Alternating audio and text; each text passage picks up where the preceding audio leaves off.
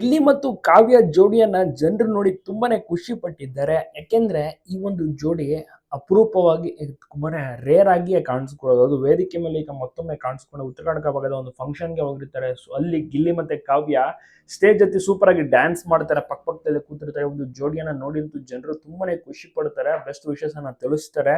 ಗಿಲ್ಲಿ ಕಾವ್ಯ ಅವರು ಒಂದಾಗ್ಲಿ ಮದುವೆ ಆಗ್ಲಿ ಅಂತೆಲ್ಲ ಪತ್ರ ಬರೀತೀನಿ ಅಂತ ಅಭಿಮಾನಿಗಳು ಕ್ರೇಜಿಯಾಗಿ ಕೂಗ್ತಾ ಇರ್ತಾರೆ. ಮತ್ತೆ ಗಿಲ್ಲಿ ಕಾವು ಅಂತ ಕೂಗ್ತಾರೆ. ಗಿಲ್ಲಿಗೆ ಗಿಲ್ಲಿ ಅಣ್ಣ ಮತ್ತೆ ಕಾವ್ಯಗೆ ಕಾವ್ಯ ಅತ್ತಿಗೆ ಅಂತ ಕೂಗ್ತಾರೆ. ಜನರ ಒಂದು ಕ್ರೇಜ್ ನೋಡಿ ಕಾವ್ಯ ಅವ್ರಿಗೂ ಕೂಡ ತಲೆ ಕೆಟ್ಟೋಗೋದು. ಇಷ್ಟೊಂದು ಜನ ಇಷ್ಟ ಪಡ್ತಾರೆ, ಲೈಕ್ ಮಾಡ್ತಾರೆ, ಮತ್ತೆ ಮದುವೆ ಆಗ್ಬೇಕು ಅಂತ ಸಹ ಬಯಸ್ತಾ ಇದ್ದಾರೆ ಅಂದ್ರೆ ನಿಜವಾಗ್ಲೂ ಲೆಕ್ಕ ಹಾಕಿ.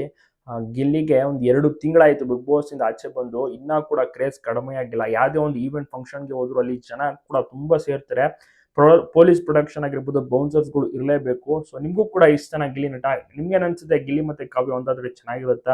ನಿಮ್ಮೊಂದು ಅನಿಸಿಕೆ ಅಭಿಪ್ರಾಯವನ್ನು ತಪ್ಪದೆ ಕಮೆಂಟ್ ಮಾಡಿ. ಸೂಪರ್ ಆಗಿ ಕಿಚ್ಚ ಸುದೀಪ್ ಅವರ ಮಸ್ತ್ ಮಲೈಕ ಸಾಂಗಿಗೂ ಕೂಡ ಡ್ಯಾನ್ಸ್ ಅನ್ನ ಮಾಡ್ತಾರೆ.